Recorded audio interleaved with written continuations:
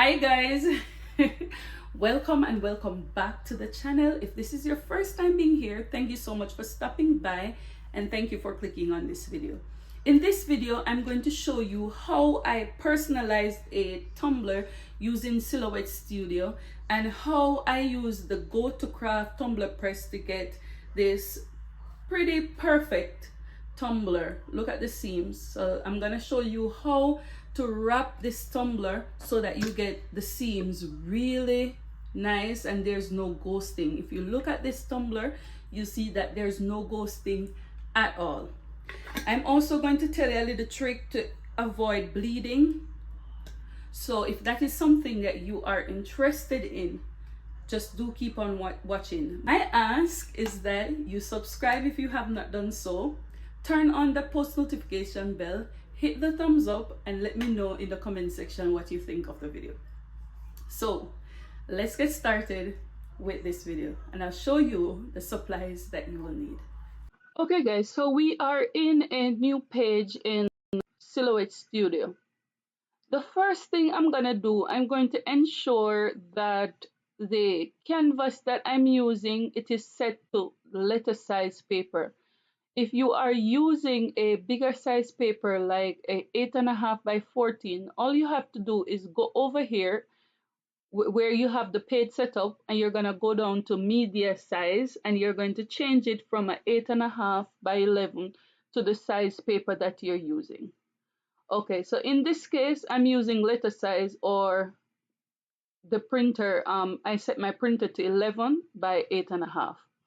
The next thing I'm gonna do, I'm gonna go up here where it says file. I'm going to go down to merge and I'm going to get the tumbler that I'm going to use. Now, this is the one that I'm gonna use. This is a 3D tumbler and I am going to personalize it. So I'm going to show you how to do that. So when it comes in, this is what it's going to look like. I got this image of Creative Fabrica and I wanted to test two things I wanted to do. I wanted to show you how to personalize the tumbler wrap and also I wanted to test out a dark tumbler in the go2craft tumbler press. So this is the one that I chose. I think it's quite beautiful. And what I'm going to do is I'm going to go ahead and resize this. So if I click on it and I go up here where it tells you the dimension, it is telling me that it is 9.3 by 4 by 8.2. It's telling me 4 by 2, but it's actually 8.2. Now, what I'm going to do, I'm going to go ahead and I'm going to unlock this proportion. And I'm going to change this dimension to 9.350. And the height, I'm going to change it to a 7.95. And the reason why I'm doing that is I do not want my tumbler to go underneath that beveled area because I don't want it to ghost under the beveled area. And since this is a dark tumbler, I want it to stop exactly at the point of the beveled. So I'm going to press enter. Now, this is what you're going to have. Now, when you have I'm going to lock the proportions so it doesn't move. Next thing I'm going to do, because I said I want to personalize this, I'm going to go over here where you see this A, and I'm going to click on it. When I click on it, it's gonna come up and give me my text box. So when I click on it, I could click anywhere on my canvas. So since I have the pattern on the canvas, I'm just gonna click on the gray part, which is right here, and I'm gonna type my name, Melissa. The next thing I'm gonna do, I'm going to go ahead and highlight my name. So when you highlight your name, you're going to see a box that comes around the name. It means that it is highlighted. I'm going to change this font and I'm gonna use a font that they call Baby Magnolia. Okay, so I'm gonna click on it and this is what you're going to have. Now, two things, you could either go ahead and put some glyphs on it. So in order to get the glyphs, you're gonna go over here where you see this A, you're gonna see a G. It means glyphs. If you click on it, you're gonna see all the glyphs for this font. So I'm okay with the one that I have with it just being plain, but I'm just gonna show you how that looks. So these are the glyphs that it comes with. You could use these glyphs to spice it up a bit how you want it, but I'm just gonna leave it this way because I like it this way. So what I'm gonna do, I am going to first highlight this. I'm gonna go over here and I'm gonna put a color on it. I'm gonna do orange since there's orange in the flower, and I'm gonna go over here and I'm gonna take that line off. There's a cut line around the letter. It comes with everything that you bring into Silhouette Studio. It just tells us the software or the cutting machine that you're using to cut around that line. I usually just take off that line. So what I'm gonna do now, so let me zoom up a little bit more for you to see. Okay. So what I'm gonna do now is I am going to weld this font.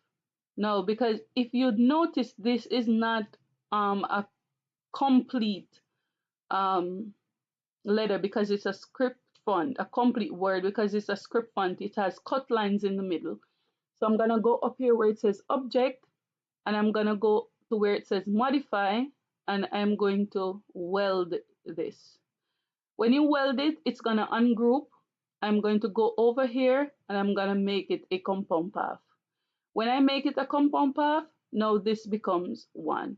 So what I'm gonna do now is I am going to rotate this vertically. Okay, so I'm gonna rotate it vertically. Okay, and then what I'm gonna do, I'm going to put an offset around this because I want, so let me take my view down a little bit for you to see what I'm doing. I want it to have a offset on it because if I should just put this on it, it's not gonna look really nice because it's gonna collide with what all the busyness of the pattern. So what I'm gonna do, I'm gonna go over here where you see this star. This is the offset panel. I'm gonna click on it, then I'm going to put an offset on it. Now the offset that is there is 0. It's gonna default to a 0.125, but I'm going to take mine down to about 0.70, which is where it is right now, and I'm gonna click apply. When I click apply, I'm going to go up here back to where the color is, and I'm going to make that white. Then I'm gonna go ahead and take the line off. After I do that, I'm just gonna go ahead, select both of them, the offset and the word, and I'm going to group it so that it doesn't move. Now let me take my view down for you to see what I'm gonna do now. So I'm finished with my offset panel. So what I'm gonna do, I'm going to take my name and I'm going to stretch it out so that it fits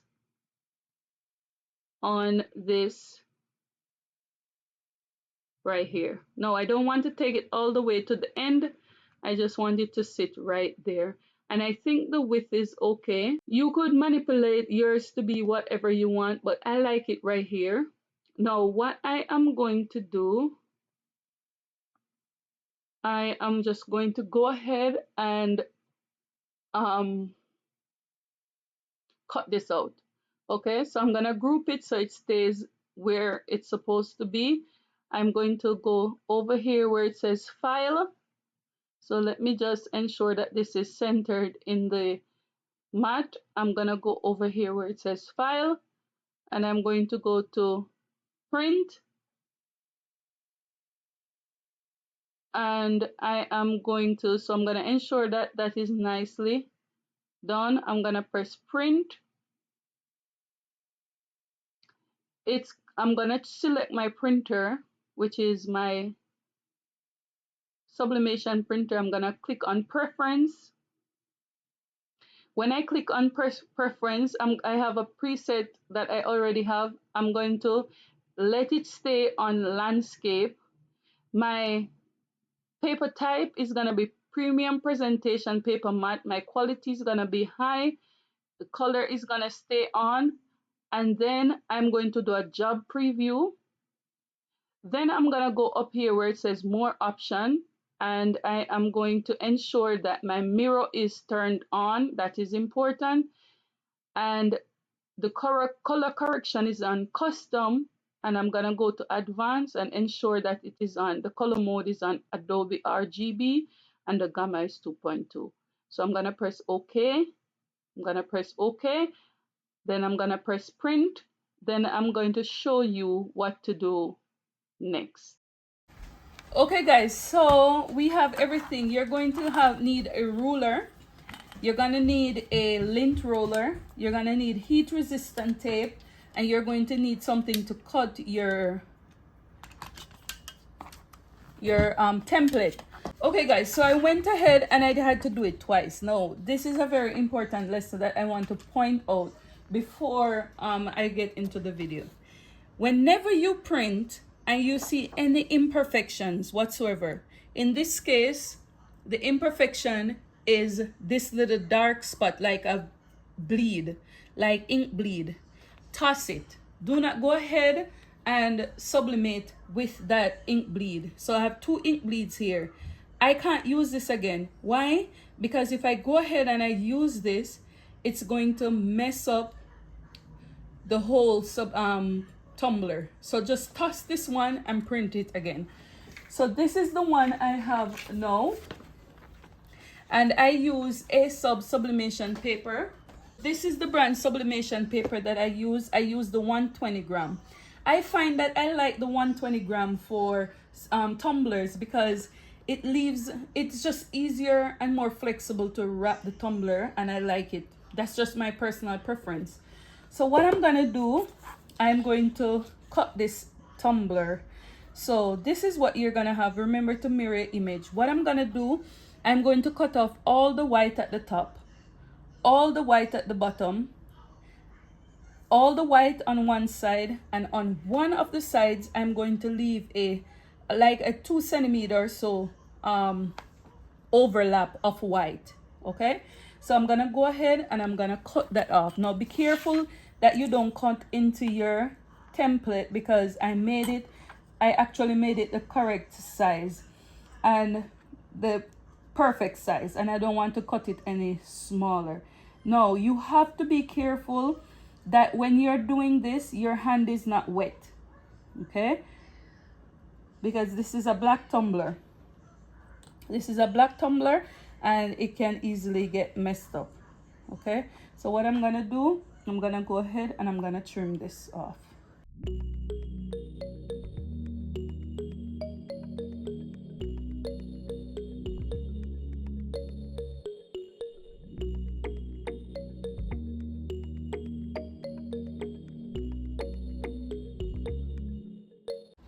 So what I'm going to do now is I'm going to prepare my tumbler.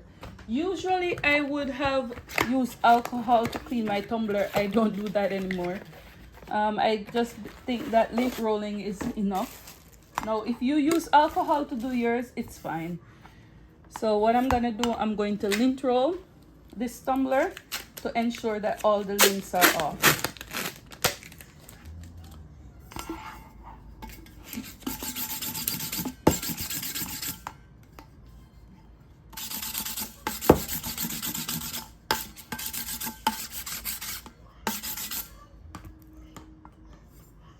Okay, so now what I'm gonna do, I'm gonna wrap this tumbler. Okay, so I'm gonna ensure that the part that has the overlap is on top. Okay, you don't want to make that error.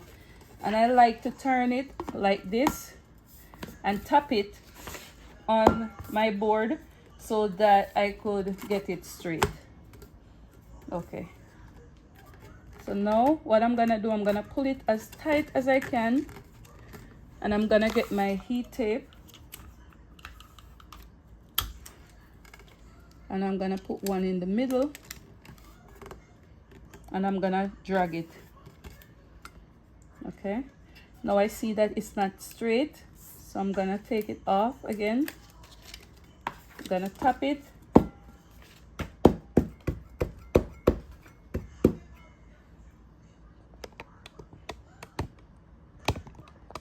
I'm gonna tap it, ensure that that is straight.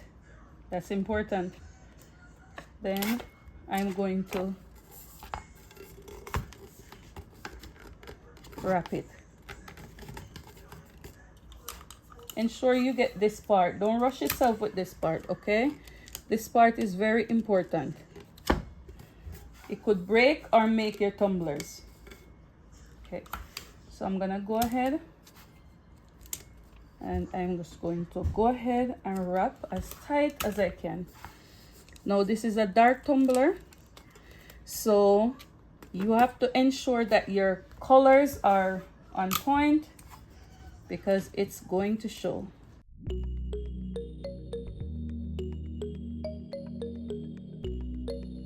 Okay, when you have this, see, I ensure that it doesn't go underneath, and that's what I was aiming for. When you do this, there are a few things that I want you to do. I'm going to get my skinny tape to finish it off, but I want you to get a coin. And you see that overlap seam under the bottom? I want you to take that coin and I want you to run it along that seam. Run it along that overlap seam at the bottom. Ensure that that paper is making contact with the tumbler.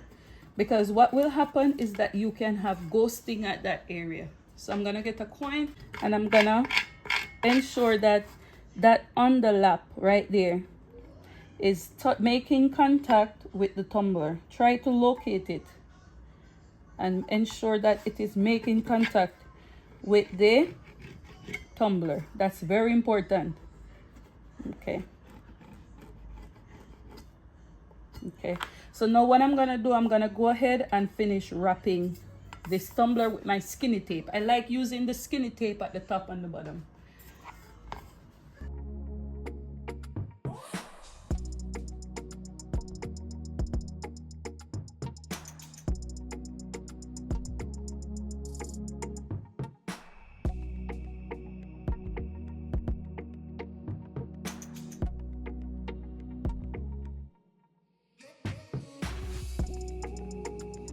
Okay guys, so I'm going ahead and I'm heating up the go2craft tumbler press. Remember, do not heat it up without a tumbler inside. And what I'm gonna do, I just use the preset that they have, which is the stainless steel tumbler, which is number 1. So I hit number 1 and then it's gonna heat up to 365 degrees. So I'm gonna let that heat up and then I'm going to sublimate this tumbler and see how well it sublimates a very dark tumbler. Okay guys, so it's heated up, so I'm gonna take out this right here. I'm gonna place that there. And then what I'm gonna do, I'm going to put my tumbler inside. So I'm gonna make this part, which is the part with the tape, to go to here. Okay, and I'm gonna press start. So it's gonna close itself.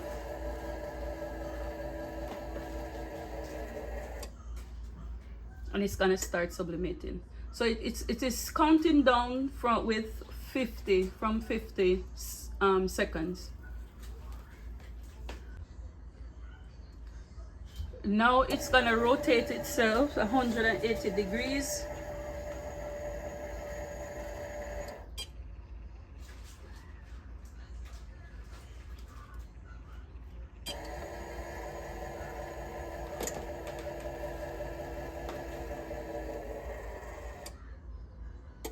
Okay guys, so it's cooled down a bit, so I'm gonna take it off to see how well it did, to see if it sublimated this dark tumbler nice enough. All right, so guys, this is what I have. The seam came out well. it did get a little bit bleed through, which is sometimes happen. I believe the colors, and I think it's the colors, let me see the pictures how the colors should come out. The colors did come out the correct way. Yeah, the colors does look like the correct thing. So the bottom of the tumbler, it came out perfect. Look at that seam. I'm gonna show you up close and personal. Look at that. The only thing is that I had bleed through at the seam, and to combat that problem, you could put a piece of heat tape there, and that will take care of that issue. But look at the top. The top came out perfect also. Look at that. The only thing I don't like, and I think it's maybe my colors, or maybe it's just how the tumbler is, because the black came out black, but the stems look a little bit brown, and here look a little bit brown. But if you look at the picture, you see that that is the color that he has. So I love it. The tumbler press did a fantastic job with the bottom. I don't have no issues at all with the ghosting at the bottom, or any issues at all ghosting at the top. The seam came out pretty well. The next time I'm gonna do this, I'm gonna put a piece of tape just to combat that overlapping seam. But this tumbler came out really nice, and I love it. This is it, guys. So let me know what you think in the comment section, and I'll see you in my next one. Bye bye.